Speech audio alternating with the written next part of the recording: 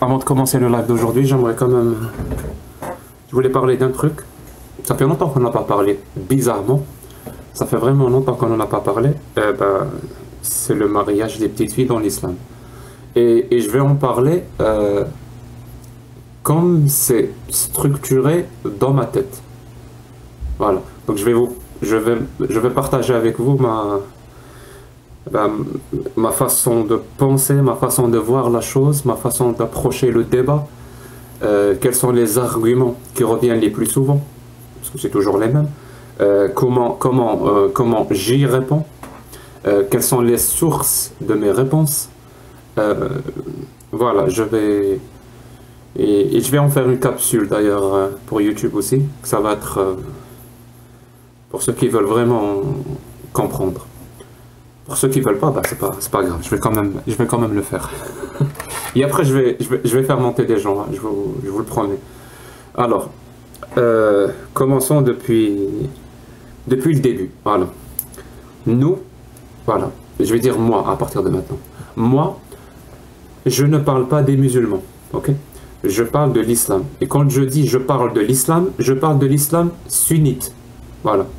Pourquoi je parle de l'islam sunnite? Parce que l'islam sunnite représente dans le monde 85 à 90% des musulmans. Donc c'est l'islam le plus majoritaire et de loin dans le monde. Mais si on prend, merci ma pote, mais si on prend l'Algérie, mon pays, j'ai peur de dire 100% pour ne pas être dans l'absolu, on va dire 99%. Voilà, ça représente 99% de l'islam en Algérie. Et c'est plus ou moins les mêmes chiffres en France. Donc on parle pas d'un courant minoritaire, obscur, qui quelque part ne représente rien. Non, on parle justement du Coran le plus majoritaire, qui est l'islam sunnite. Et quand on parle de mariage des petites filles, qu'est-ce qu'on veut dire? De l'islam sunnite, bien sûr. On veut dire que la charia, parce que c'est ça le mot le plus important, la charia dans l'islam sunnite, donc dans l'islam le plus majoritaire et de loin, pour ceux qui veulent une définition simple de ce que c'est que la charia, donc législation, tout simplement, législation. Et la législation, c'est quoi? Elle a 4 sources, en ordre de priorité. Donc 4 sources de la charia dans l'islam sunnite. La première source, c'est le Coran. Et ça ne veut pas dire que moi je vais lire le Coran et je vais dire ce que le Coran dit. Je vais vous expliquer ça après. Donc la première source, c'est le Coran. La deuxième source, c'est la Sunna. La Sunna, c'est quoi? C'est c'est ce que le prophète a dit, ce que le prophète a fait, et c'est ce que le prophète a ordonné.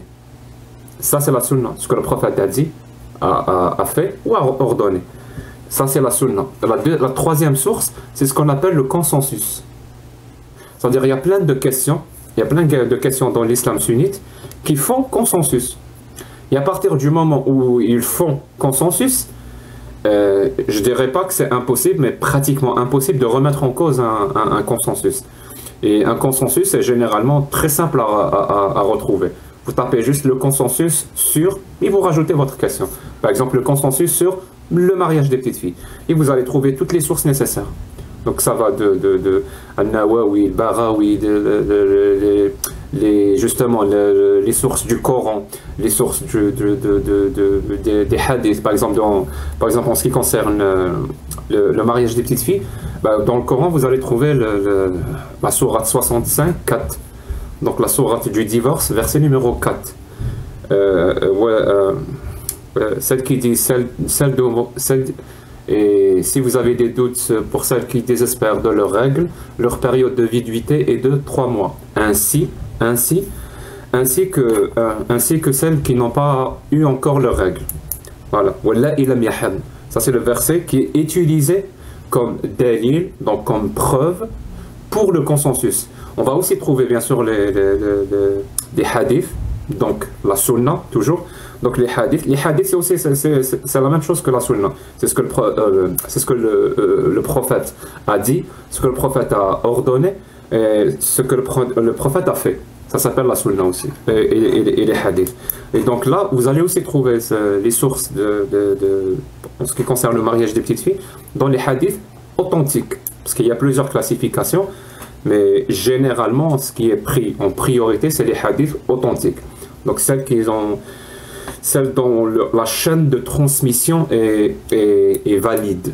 On va dire cela. Authentique, ça veut dire chaîne de transmission valide. Pas authentique, ça veut dire qu'il y a un doute, ou carrément, il n'y a plus de doute que la chaîne de transmission n'est pas bonne. C'est ça que ça veut dire authentique. Hein. Authentique, ça veut dire la chaîne de transmission est valide. Ça ne veut pas dire que la parole est bonne. Non, non, c'est juste la chaîne de transmission est valide. On appelle ça hadith authentique. Donc, pour ce qui concerne le mariage des petites filles, il y a plusieurs hadiths qui sont utilisés comme source. Généralement, c'est le mariage du prophète avec Aïcha. Donc, le prophète s'est marié avec Aïcha quand elle avait 6 ans. Et il a consommé le mariage quand elle avait 9 ans. Et je donne comme ça quelques sources de hadiths authentiques. Vous avez Sahih al-Bukhari, donc authentique de Bukhari, 5134, 5133, 3894, tout ça Sahih al-Bukhari. Vous avez aussi Sahih Muslim, 1422. Et celui-là il est très important et je vais vous dire tout à l'heure pourquoi. Sahih Muslim, 1422. Il y a plusieurs recueils de Sahih, mais les deux les plus importants, c'est Bukhari et Muslim. Voilà, Bukhari et Muslim. Il y a les autres aussi, il y a des hadiths authentiques dessus et tout, mais les plus importants, c'est Bukhari et Muslim. Il faut toujours se souvenir de ça. Donc dans ces hadiths-là, Aïcha elle-même raconte, d'après une chaîne de transmission authentique, toujours d'après l'islam sunnite, qu'elle s'est mariée avec le prophète quand elle avait 6 ans et qu'il a consommé le mariage alors qu'elle avait 9 ans, et lui 54 ans.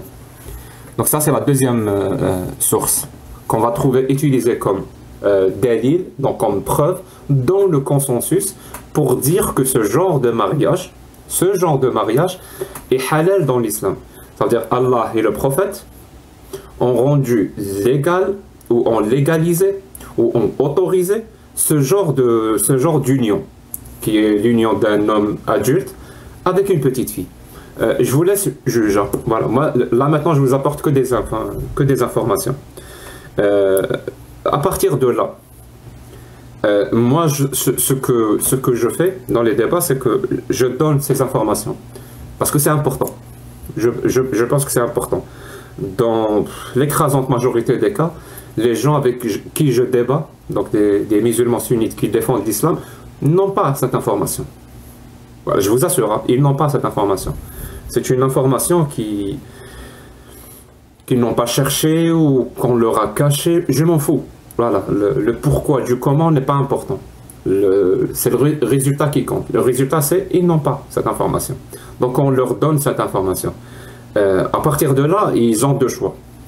Soit ils acceptent cette information, soit ils la refusent. Je vous le cache pas. Moi, je préfère que quand ils la refusent. Parce que, voilà, autoriser ce genre d'union est problématique pour moi.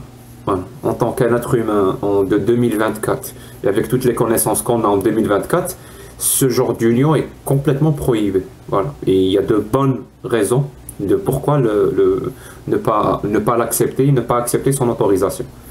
Et je vous dirai tout à l'heure quelles sont mes sources aussi. Voilà. Je ne parle pas parce que j'aime pas. Non, non, il y a de bonnes raisons pourquoi il faut refuser ce genre de sources. Et donc, je donne l'information pour que les gens qui veuillent aller vérifier ce que je dis, aillent vérifier. Voilà. Il ne suffit pas de dire « Jack, tu es un menteur. Jack, tu changes les textes. » Non, il faut aller vérifier. Si tu vois que ce que je dis n'est pas inscrit noir sur blanc sur les textes, ben reviens et tu comment dire ça, et tu me ridiculises. C'est bon, Jack, tu as menti. Voilà la preuve. Je suis allé voir le hadith authentique de Bukhari 5134 et il ne dit absolument pas ce que tu dis. Et bizarrement, les gens ne font pas ça. Ils vont pas vérifier. Ils vont tout d'abord te dire que tu mens. Parce que ils n'ont pas envie de découvrir que ce que je dis est vrai. Et pourtant, ce que je dis est inscrit dans le dogme de l'islam sunnite, qui est encore une fois l'islam, le Coran majoritairement pratiqué dans l'islam aujourd'hui dans le monde. Donc on ne parle pas d'un... c'est pas une secte obscure, non, non, c'est à 90% et plus. Surtout en Algérie, surtout en France, vu que les gens qui nous écoutent sont en France et en Algérie. Donc là, quand les gens vont vérifier, ben, il y a deux choses qui peuvent... Il y a plusieurs choses qui peuvent rétorquer. La plus connue, celle qui revient tout le temps, surtout après une vidéo d'un, je crois que il est belge ou il est canadien, où un mec raconte, parce qu'il a passé des vacances au Maroc, comme il a été surpris que les Marocains, merci, comme il a été surpris que les Marocains n'utilisent pas les dizaines. Voilà. Et à partir de là, il a complètement extrapolé pour dire que non. Quand dans les textes sunnites, Aïcha dit qu'elle s'est mariée à 6 ans, ça ne veut pas dire 6, ça veut dire 16. Et quand elle dit que le mariage était consommé à 9 ans, ça ne veut pas dire 9, ça veut dire 19. Ça revient, c'est très débile comme argument, mais ça revient tout le temps, parce qu'on est toujours dans le refus de la réalité. Vous savez, la dissonance cognitive, elle a de ça de remarquable, c'est-à-dire qu'on le remarque, elle a de ça de remarquable qu'il y a un refus de la réalité. Parce que la réalité, elle s'en fout de ce que tu crois. Elle s'en fout. Elle est ce qu'elle est. Voilà. Tu peux croire ce que tu veux. Si ça ne correspond pas à la réalité ne va pas s'adapter à ce que tu crois. Elle s'en fout. Comme disait, je ne sais plus, un écrivain de science-fiction, il disait que la réalité, c'est ce qui persiste à exister, même quand tu cesses d'y croire. Tu y crois ou tu y crois pas, la réalité va persister à exister, indépendamment de toi. Donc ces textes-là existent. Donc pourquoi c'est faux de dire 6, ça veut dire 16, et 9, ça veut dire 19? Parce qu'ils partent d'un principe où les gens de cette époque-là ne disaient pas les dizaines. C'est-à-dire, ils ne disaient pas les dizaines. Ça n'a aucun sens, mais pourquoi pas? On va essayer de comprendre. Donc, il ne disait pas 12, il disait 2. Parce que tout le monde sait que c'est 2 après la dizaine, comme disait cette vidéo du Belge. Il ne disait pas 5, il ne disait pas 15, il disait 5. Parce que tout le monde sait que c'est 5 après la dizaine. C'est comme ça que les gens parlaient à l'époque. Il ne disait pas 16, il disait 6. Parce que c'est 6 après la dizaine, tout le monde le sait. Il ne disait pas 19, il disait 9. Parce que tout le monde sait que c'est 9 après la dizaine. Mais d'où tu tires cette information? D'où? Parce qu'il suffit de chercher juste un peu. Tout à l'heure, je vous ai donné une source, un hadith authentique de Muslim. C'est le Muslim 1422. Je répète, hein, Sahih Muslim 1422. 14, 22. Ceux qui utilisent cet argument devraient lire ce hadith authentique parce qu'il est primordial. Et seul ce...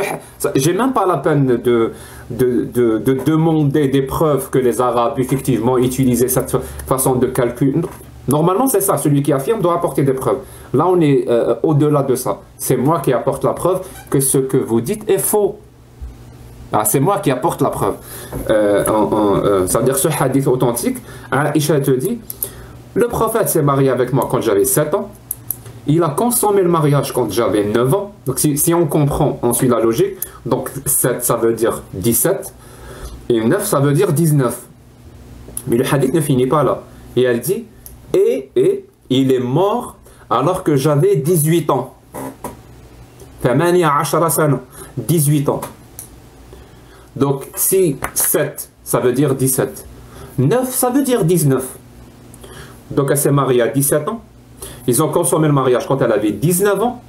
Et le prophète est mort 9 ans plus tard. Parce qu'on a le hadith Sahih Bukhari 5133 qui dit qu'il est mort 9 ans après avoir consommé le mariage. Donc elle s'est mariée à 17 ans.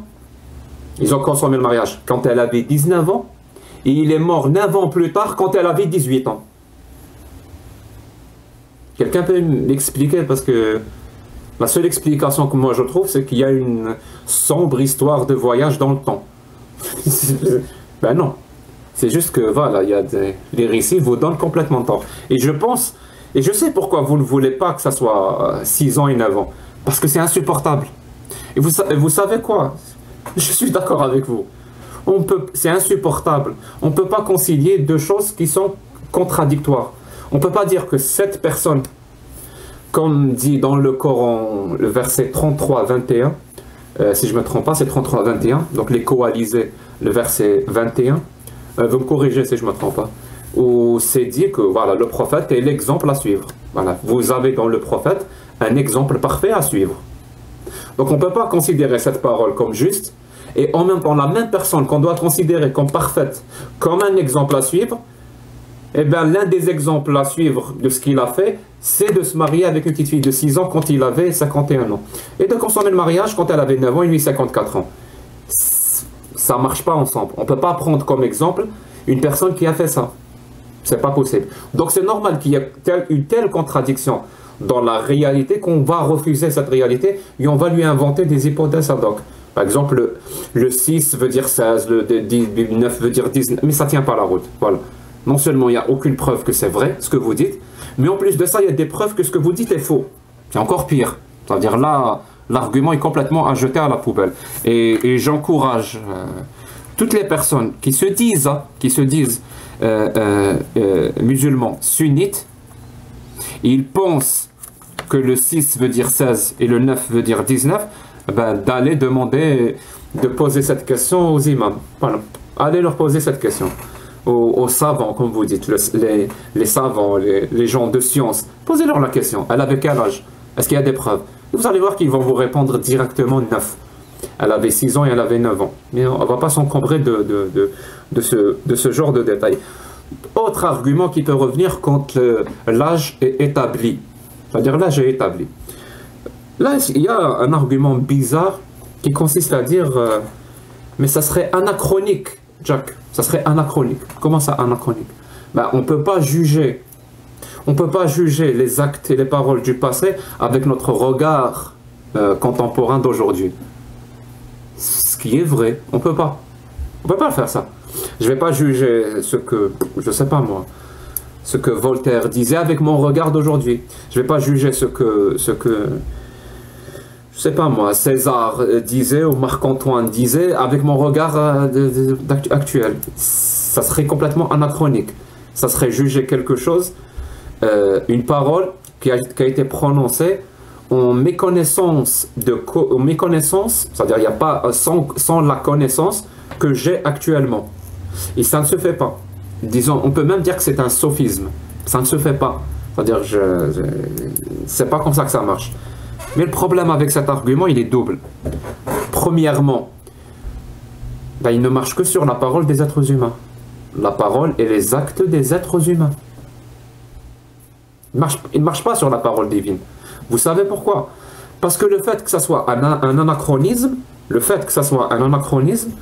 c'est justement l'accumulation de connaissances qui rend cette parole prononcée ou ces actes faits au passé obsolètes et anachroniques. C'est l'accumulation de connaissances. C'est comme si moi, je sais pas, je vais juger le génie de, je sais pas moi, le génie de Thomas Edison ou le génie de Tesla et leur dire non, c'était des cons. Pourquoi? Ben un ingénieur diplômé peut te fabriquer un PC, il peut te fabriquer un réseau où il y a la connexion à haut débit. Pourquoi tu dis que, je sais pas moi, Tesla et Thomas Edison étaient des génies? Ils étaient incapables de fabriquer un ordinateur, alors qu'aujourd'hui un petit jeune de 20 ans ou de 21 ans peut faire ça. S'il a reçu la bonne formation, il peut faire ça. Donc ils sont beaucoup plus intelligents. Mais vous savez pourquoi? Parce que Tesla et Thomas Edison et les autres n'avaient pas les connaissances qu'on a actuellement. Donc on ne peut pas les juger par rapport à ce qu'ils ont fait ou à ce qu'ils ont dit. Ça serait anachronique pour le coup. Mais Allah est un Dieu. Et tout le problème est là. Allah est un Dieu. Allah est un Dieu. Ce qui veut dire, et ça c'est même écrit plusieurs fois, Allah kulli al-ilm wa kulli al-ma'rifa. Donc Allah, il sait tout. Allah, il a toutes les connaissances. Toutes, sans exception. Ben oui, c'est lui qui a créé, c'est lui qui a tout créé. Il n'y a pas quelque chose qui lui échappe. Il est Dieu, le créateur. Allah, il sait tout. Kulli al-ilm.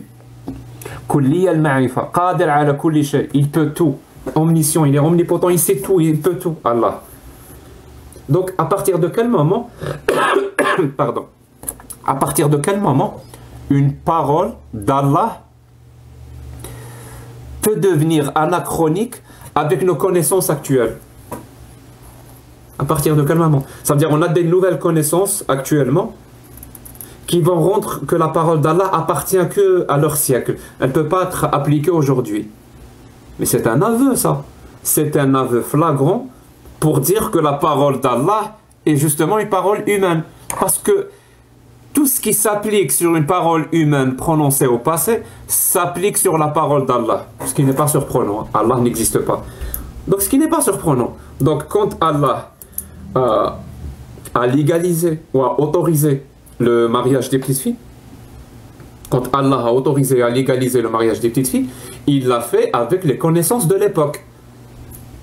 Quelles connaissances de l'époque? Les connaissances des Bédouins du 7e siècle du désert d'Arabie, qui eux, avec les connaissances dont ils disposaient, et surtout l'ignorance par rapport à nous, en termes d'impact, en termes de connaissances scientifiques surtout, et pour eux c'était quelque chose de normal, parfaitement acceptable, qu'un homme de 50 ans puisse épouser une fillette de 6 ans. Ils n'avaient pas de problème avec ça parce qu'ils n'avaient pas les connaissances nécessaires qu'ils leur ont dit, ou ces connaissances qu'ils leur diraient, plutôt, ces connaissances qu'ils leur diraient que ça serait quelque chose qui a des répercussions très graves. Parce qu'aujourd'hui on le sait, ça a des répercussions très graves sur le côté physiologique, répercussions très graves sur le côté physiologique et psychique. Et ça, et ça viole le principe du consentement. C'est-à-dire, la définition du viol, c'est quand il y a une relation entre deux personnes, une relation, et que l'un des deux parties n'est pas consentant. On appelle ça un viol. C'est-à-dire, l'un des deux parties n'a pas donné son consentement, c'est un viol. Et bien, une fillette de 6 ans, une fillette de 9 ans ne peut pas, par définition, donner son consentement. Une fillette de 6 ans n'est pas assez mature. Psychologiquement, n'est pas assez mature intellectuellement, n'est pas assez mature sentimentalement parlant, elle n'est pas assez mature. Qui est de 6 ans, elle commence à peine à aller à l'école. Elle n'est même pas assez mature pour choisir ses vêtements. Elle n'est même pas assez mature pour choisir ce qu'elle veut, ce qu'elle doit manger ou pas. Donc tu imagines, pour décider qu'elle peut, entre guillemets, avoir une relation avec un homme de 50 ans, elle n'est pas assez mature. Donc c'est toutes ces connaissances-là qu'on a fini par acquérir depuis 1400 ans, heureusement d'ailleurs, les Bédouins ne les avaient pas. Et c'est ce qui fait que Allah autorise ce genre de mariage. Parce que Allah dit et prononce exactement des mots qu'un être humain, avec les connaissances du 7e siècle, avec l'ignorance du 7e siècle, ce qu'un être humain pourrait prononcer. Un être humain du 7e siècle ne voyait pas de problème avec le mariage des petites filles. Allah non plus. Un être humain du 7e siècle du désert d'Arabie ne considérait pas un truc comme l'égalité en termes de droit entre tous les citoyens quelque chose d'important. Par exemple, entre les hommes et les femmes, pour prendre juste cet exemple. Les Bédouins du 7e siècle du désert d'Arabie, j'allais dire c'est de la science-fiction pour eux, mais c'est au-delà de ça. Ça les dépasse complètement. Allah, pareil, ça le dépasse complètement. Allah, ça le dépasse. Ce principe-là que des êtres humains doivent être traités de manière égale. Donc la loi doit les traiter de manière égale. C'est un principe qu'on a compris aujourd'hui, qu'on essaye d'appliquer au maximum, parce qu'il rime avec la justice. C'est-à-dire ne pas l'appliquer serait une forme d'injustice. Pour que les gens comprennent, hein. Si un pays, disons les États-Unis, décide à partir de demain de ne pas donner les mêmes droits aux gens, aux personnes blanches et aux personnes noires, tout le monde va créer l'injustice. Ils auront raison. C'est complètement injuste. On ne peut pas distribuer comme ça des droits à cause de différences de couleur de peau.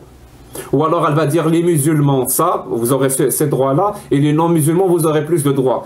Tout le monde va créer l'injustice. Et ils auront raison de créer l'injustice. On ne peut pas annuler comme ça l'égalité parce qu'il y a une différence de religion entre les citoyens. Ça ne se fait pas. Aujourd'hui, en 2024, c'est complètement inacceptable. Dans ce cas-là, expliquez-moi comment Allah fait ça. Il ne donne pas les mêmes droits si vous avez un appareil reproductif, ou je ne sais pas comment dire, féminin ou masculin. Ben, vous n'avez pas les mêmes droits. Littéralement, il n'y a pas les mêmes droits, il n'y a pas cette égalité. Allah, c'est ce qu'il veut. Et vous ne trouvez pas ça injuste? Moi, je trouve ça injuste. Moi, je trouve ça complètement injuste. On ne peut pas donner moins de droits à des gens juste parce qu'ils se sont des femmes. C'est injuste. Mais Allah, c'est ce qu'il fait. Pourquoi? Ben parce que les Bédouins du 7e siècle, c'était quelque chose de normal chez eux. C'est ce qu'ils pensaient. Et vu que Allah, c'est le produit de leur imagination, donc Allah pense exactement comme, que ce soit sur la question de la femme, question du mariage, question sur l'esclavagisme, ils n'avaient pas de problème avec cette pratique. Allah n'en a pas non plus. Question sur la liberté d'expression ou la liberté de culte et de conscience. Donc c'est des principes très importants aujourd'hui. Très importants aujourd'hui. D'ailleurs, je pense que les musulmans, justement, qui vivent en Occident, savent ce que c'est que la liberté de conscience et la liberté de culte. C'est-à-dire, ils peuvent être musulmans et pratiquer en toute quiétude leur religion, justement parce que ces pays-là occidentaux ont consacré cette liberté de culte et de conscience. Mais au 7e siècle, dans le désert d'Arabie, vous croyez vraiment que c'était un concept important pour eux, la liberté de culte et de conscience? Ben non, absolument pas. Eh ben Allah aussi, c'est absolument pas quelque chose qu'il a consacré. On sait tous ce que la charia préconise pour les apostats, donc les gens qui changent de religion, qui quittent la religion islamique. Ben, la peine de mort, elle est prononcée, donc la personne doit se repentir, elle a 3 jours pour se repentir, et si elle ne le fait pas, elle est pragmatisée, comme dirait Ali Babal. Voilà, au bout de 3 jours. Par exemple, critiquer Allah ou critiquer le prophète. Si tu critiques Allah, ben, tu as 3 jours aussi pour te repentir. Sinon, tu es pragmatisé. Mais si tu critiques le prophète, tu es pragmatisé. Il n'y a pas de 3 jours où tu dois te repentir. Comme quoi, le prophète est plus important que Allah dans l'islam. Et sur plusieurs cas d'ailleurs, hein. On retrouve ce schéma sur plusieurs cas. Donc les gens qui vous disent que c'est anachronique, ben, c'est un argument qui va dans le sens que la parole d'Allah n'est pas humaine, n'est pas divine. Donc elle n'émane pas d'une connaissance absolue. C'est un aveu qui dit, merci H, c'est un aveu qui dirait que la parole d'Allah est comme la parole des êtres humains du 7e siècle du désert d'Arabie, complètement obsolète. Voilà. Et, 3e argument. Je suis désolé, mais il faut quand même que j'explique quelque chose quelque chose. Donc les gens qui te disent, et j'ai entendu cet argument, d'ailleurs je l'appelle l'argument de la grand-mère, l'argument de ma grand-mère, plus précisément. C'est quoi? Donc quelqu'un qui, une fois qu'il a compris, voilà, le mariage s'est fait entre le prophète et Aïcha à 6 ans. C'est bon, cette information elle est admise. Et il a compris aussi que, voilà, que l'islam sunnite, dans sa charia, ben, avec le Coran, la sunna et le consensus et l'analogie, al-qiyas, ben, autorise ce genre de relation. Ben là, il va te dire, oui, mais moi, tu retournes juste 50 ans en arrière, 60 ans en arrière, ma grand-mère, elle s'est mariée à 10 ans. Ma grand-mère, elle s'est mariée à 9 ans. Et pourtant, ça s'est bien passé. Je répète, hein. Il n'y a même pas 100 ans, il n'y a même pas 50 ans, 60 ans, je ne sais pas quoi. Ma grand-mère s'est mariée à 9 ans, 10 ans, et ça s'est bien passé. Elle n'a rien eu. Et vous savez comment ça s'appelle ça? Ça s'appelle le biais du survivant. C'est un sophisme qui a été utilisé comme un argument. Mais sinon, c'est un biais. Pourquoi? Pourquoi c'est un biais du survivant? Je vais vous faire une analogie pour mieux expliquer les choses. Disons que le mariage des petites filles, donc cet acte-là, je vais faire une analogie avec le même acte, celui qui consiste à prendre une route, donc avec sa voiture, à prendre une route avec sa voiture, et cette route, elle est pleine de trous, de nids de poules, elle n'a pas d'éclairage, il n'y a pas de limitation de vitesse sur cette route. Euh, la ceinture de sécurité n'est pas obligatoire. D'ailleurs, c'est interdit de mettre une ceinture de sécurité. Donc, c'est une route très dangereuse. Voilà. Disons que le mariage des petites filles, c'est cette route-là. Donc, nous, après avoir vu plusieurs fois comment cette route, ce qu'elle provoque, ce que cette route provoque comme blessé et même comme décès, bah, on a décidé, avec ces informations-là qu'on a accumulées, de dire non, on va changer. Cette route-là, on va l'interdire. Juste à côté, on va faire une autre route qui, elle a de l'asphalte. Voilà, il n'y a pas de trou, il n'y a pas de nid de poule. L'éclairage est parfaitement, il est parfaitement placé. Il y a une limitation de vitesse. Les voies sont parfaitement délimitées. La ceinture de sécurité est obligatoire. Tu vois, ça c'est ce qu'on appelle le mariage actuel. Parce que justement, on a pris les données de l'autre route. Donc là, il y a des gens qui vous disent « Ouais, mais moi, mon grand-père, il a pris la première route et il n'a rien eu. »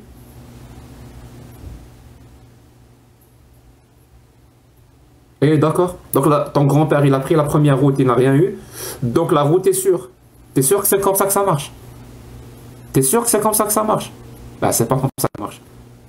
Il faut prendre toutes les personnes qui ont pris cette route, toutes, et voir les répercussions de cette route. Toutes, sans exception. Surtout celles qui n'ont pas fini, justement, qui n'ont pas atteint la fin de cette route. C'est ce qui s'appelle le biais du survivant. On va se concentrer sur ceux qui ont survécu, c'est-à-dire les personnes qui n'ont rien eu. Et on va oublier toutes les personnes qui ont souffert de répercussions. Le biais du survivant. Eh bien, tant mieux si ton grand-père a pris cette route, il n'a rien eu. Mais c'est pas parce que lui, il n'a rien eu que cette route est sûre. La deuxième route est beaucoup plus sûre. Parce que la première route, on a des données et ça provoque des répercussions très graves. Ça peut même provoquer la mort. Et c'est exactement le cas avec le mariage des petites filles. C'est exactement le cas avec le mariage des petites filles. C'est pas parce que ta grand-mère s'est mariée à 10 ans et qu'elle n'a rien eu qu'on va oublier toutes les potentielles, écoute bien, potentielles grand-mères, qui n'ont pas été grand-mères pour le coup, soit elles sont mortes, voilà, soit elles sont mortes, soit elles n'ont pas pu donner naissance parce que leur bassin n'était pas assez développé, soit elles ont eu des complications, des hémorragies internes, soit elles sont devenues incapables de faire des bébés. Toutes ces grand-mères-là, toutes ces potentielles grand-mères qui ne sont pas devenues, grand-mères, justement, parce que la route est très dangereuse.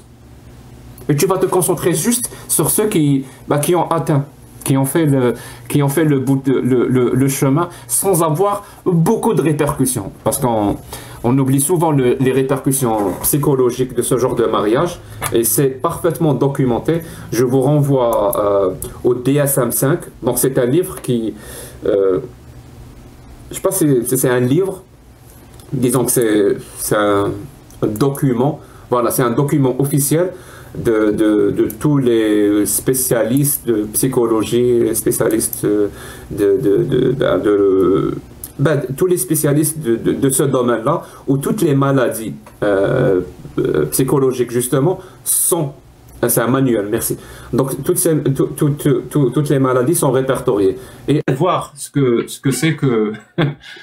Il y a un match. Tu sais quoi, si c'est le big, j'accepte. Jacques, comment tu vas? Pourquoi tu m'as proposé un match? Je suis en plein. Non, pas de match, même pas de match.